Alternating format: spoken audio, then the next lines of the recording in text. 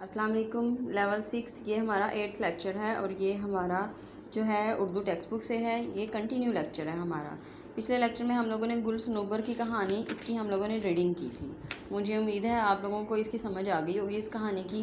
تو آج باری ہے اس کی مشق کی۔ تو اس کی مشق کے لیے آپ لوگ صفحہ نمبر 47 جو ہے اس کو کھولیں۔ تو سب سے پہلے جو ہمارا کام ہے وہ ہے مختصر جواب دیں۔ تو یہ ہمارا جو ہے ووکیشن ٹاسک میں یہ کام نہیں ہے، یہ میں نے پیج پہ یہاں لکھے ہوئے ہیں۔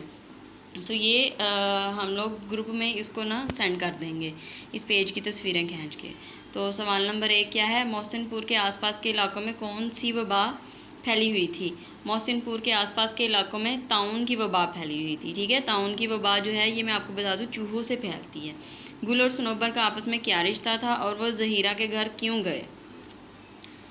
گل اور صنوبر کا آپس میں بہن بھائی کا رشتہ تھا اور وہ زہیرہ کے گھر کھانا کھانے کے لیے گئے۔ زہیرہ اپنے گناہ کا کفارہ کیسے ادا کرنا چاہتی تھی؟ زہیرہ اپنے گناہ کا کفارہ گل کو آزاد کر کے کرنا چاہتی تھی۔ صنوبر ہاتھ میں خنجر لے کر کس کو قتل کرنے آئی تھی؟ صنوبر ہاتھ میں خنجر لے کر زہیرہ کو قتل کرنے آئی تھی۔ نصیر کون تھا اور اس کی حالت کیوں خراب ہوتی جا رہی تھی؟ نصیر زہیرہ کا بڑا بیٹا تھا اور اس کی حالت سانپ کے کاٹنے کی وجہ سے خراب ہوتی جا رہی تھی۔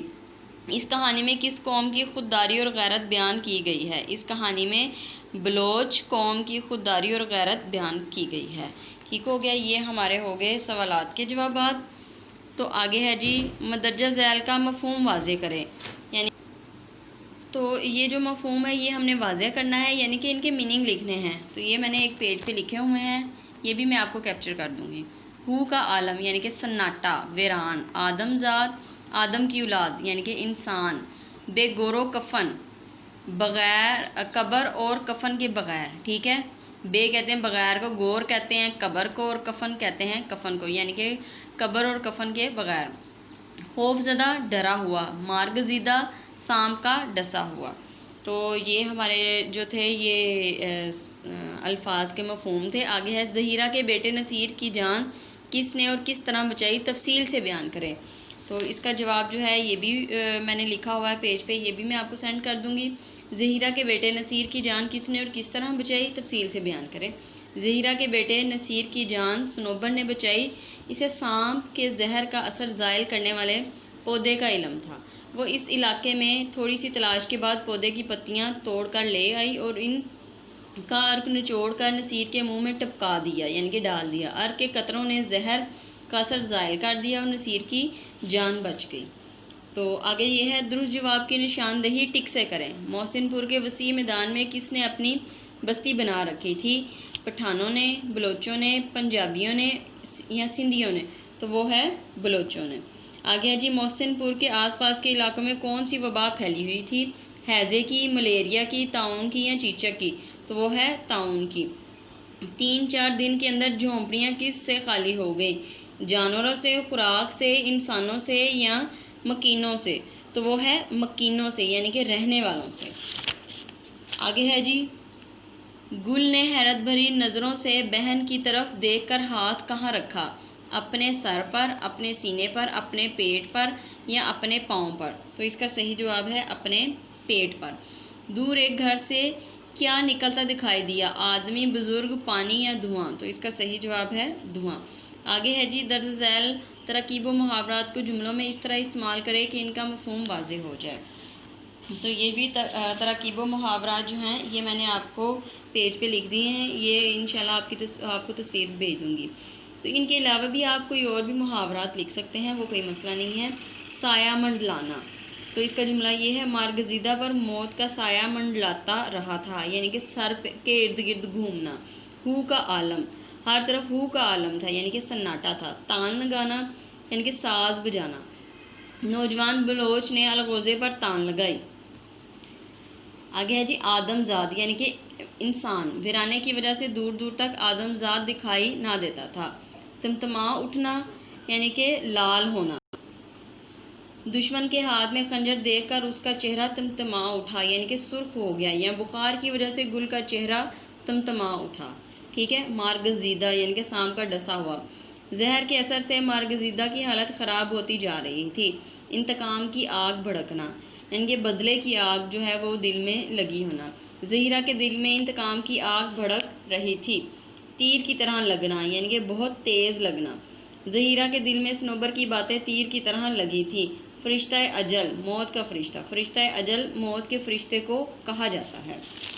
ٹھیک ہے، یہ ہمارے ہو گئے ترکیب و محاورات بھی۔ آگے ہے جی درج ذیل کے متضاد لکھیے، تو یہ بھی میں نے متضاد یہاں لکھ دیے ہیں۔ الفاظ متضاد، انتقام لینا یعنی کہ معاف کرنا، اس کا الٹ ہم نے لکھنا ہے۔ ٹھیک ہے، اس کے بعد ہے سایہ، دھوپ، وسیع، تنگ، پھیلنا، سکڑنا، ویران، آباد، پختہ، کچا۔ تو اس کے بعد آگے ہے جی واحد الفاظ کی جمع لکھیے، تو یہ بھی یہاں پر میں نے لکھ دیے ہیں۔ واحد جمع، موت، اموات، شخص، اشخاص، عیب، عیوب، تدبیر، تدابیر، قوم، اقوام۔ تو آگے ہے جی سبق گل صنوبر کی کہانی کا خلاصہ اپنے الفاظ میں بیان کریں۔ تو یہ جو خلاصہ ہے یہ بھی میں نے یہاں لکھ دیا ہے، اس کی بھی تصویر کھینچ کے آپ کو سینڈ کر دیں گے۔ آپ کو خلاصہ بنانا آتا ہے تو اس کی مجھے لگتا ہے ریڈنگ کرنے کی ضرورت نہیں ہوگی، آپ لوگوں کو ویسے ہی سمجھ آ جائے گی اس کی۔ تو اس کا جو خلاصہ ہے یہ آپ کو اس کی تصویر میں بھیج دوں گی۔ اس کے علاوہ آپ خود بھی لکھ سکتے ہیں۔ آپ اب جو ہے کافی ساری ہماری ریڈنگز ہو گئی ہیں تو اس لیے بہتر ہے کہ آپ خود لکھ لیں۔ ٹھیک ہے، تو آگے ہے جی درست اور غلط بیانات کی نشاندہی کریں۔ محسن پور کے وسیع میدان میں پختونوں نے اپنی بستی بنا رکھی تھی، تو یہ غلط ہے، آپ نے غلط کو ٹک کرنا ہے، کیونکہ یہ پختونوں نے نہیں بلوچوں نے بنا رکھی تھی۔ بلوچوں کی جھونپڑی میں زندگی کے آثار نظر آتے تھے، یہ درست ہے۔ آگے ہے ایک جھونپڑی کے 2 ننھے مکینوں کو اللہ نے اپنے حفظ و ایمان میں رکھا تھا، یہ درست ہے۔ آگے ہے گل اور صنوبر آپس میں محلے دار تھے، یہ غلط ہے کیونکہ وہ دونوں آپس میں محلے دار نہیں تھے، بہن بھائی تھے، بہن بھائی تھے۔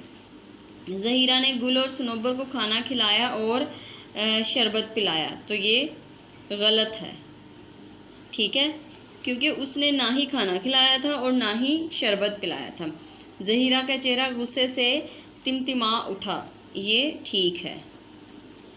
آگے ہے انسان کا دماغ بھی عجیب چیز ہے، یہ غلط ہے، انسان کا دل بھی عجیب چیز ہے۔ گل زہیرہ کے گھر سے مانوس ہو گیا تھا، یہ درست ہے۔ آگے ہے جی کالم الف میں دیے گئے الفاظ کو کالم بے کے متعلقہ الفاظ سے ملائیں، تو یہ میچنگ ہے، آپ لوگوں نے بھی اس کی میچنگ کرنی ہے۔ زندگی، اس کو ملانا ہے موت کے ساتھ۔